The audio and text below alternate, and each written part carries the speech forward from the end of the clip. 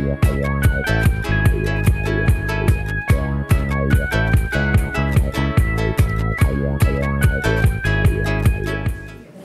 Edie Lush, and I'm here at the Hub Culture Pavilion in Paris for COP21. Delighted to be joined now by Brad Page. Thank you very much for coming along. Pleasure. CEO of the Global CCS Institute in Australia. Indeed. Now, tell me, the developments in CCS have been varied. How big is this industry now? The industry's growing all the time, and at the moment we've got 15 projects in operation around the world. They're very large scale. They're capturing and storing 28 million tonnes every year of CO2, and we've got another 7 projects that are under construction. So by the end of 2017, we'd expect to see 40 million tonnes of carbon dioxide captured and securely stored on an ongoing basis. I should have been clear, actually. CCS stands for Carbon Capture and Storage. It does. One of those climate acronyms that we throw around. Tell me, geographically, where do we see the most amount of projects? So at the moment, the most projects are in North America, particularly the United States and Canada. I think what's really encouraging is that over the last 4 years, we've seen China emerge very quickly, and they're now number 2 on our list of countries for the total number of projects. Most of these are at a slightly earlier stage, but we expect in the next 12 months, they've got a couple that'll probably go through to construction.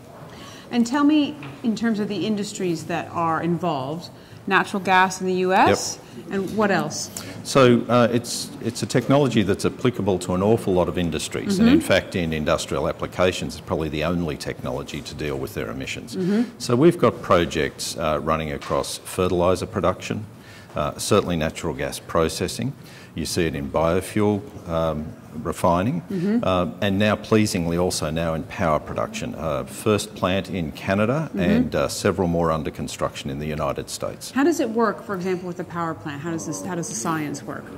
Well, I think as we all know, when you burn coal or gas, you release carbon dioxide, and there's a range of possible technologies here, some that take out the carbon dioxide before the coal or gas is combusted, others afterwards. But essentially you need to get a hold of that gas stream, strip out the carbon dioxide, compress it and put it back down where oil and gas comes from. What do you think the trend is going to be in the next couple years? Will we see decreasing prices in terms of building these kind of projects? Yeah, so we're seeing positive signs about reductions in cost. These are first-of-a-kind projects, so you expect them to be high. But for example, our colleagues at Sask Power in Canada are saying they expect their next plant to be 30% cheaper because they've learnt a lot from the first one. So we're certainly seeing price come down. And what's your message here at COP? Well, our message at COP is very much don't forget about CCS. Understandably, COP is often about renewables and energy efficiency, but there are many models, including by the IPCC, that really make it clear you can't get to 2 degrees C without CCS. So we've got to see more support and more policies coming that encourage the deployment of CCS. Brad, thank you so much for stopping by the Hub Culture Pavilion here in Paris, and I'm Edie Lush.